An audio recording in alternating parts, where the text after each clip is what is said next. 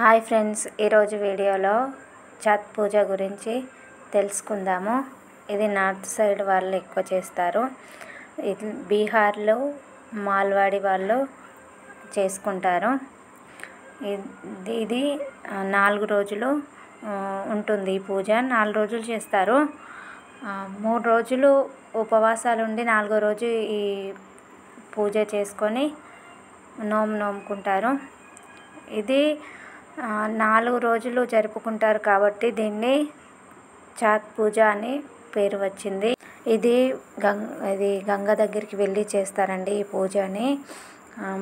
సూర్యదేవునికి చేస్తారట. ఇది కార్తీక మాసంలోనే చేసుకుంటారట. మనము కేదార నోముకుంటాం కదా దివాళీకి, అలాగే వీళ్ళు చేస్తారట అండి. అంతే అండి. చూడండి అందరూ ఎలా చేస్తున్నారో. ఈ వీడియో మీకు ఎంతో కొంత యూజ్ఫుల్ అయిందనుకుంటాను. నచ్చిందా? లైక్ చేయండి, సబ్స్క్రైబ్ చేసుకోండి. Bye bye.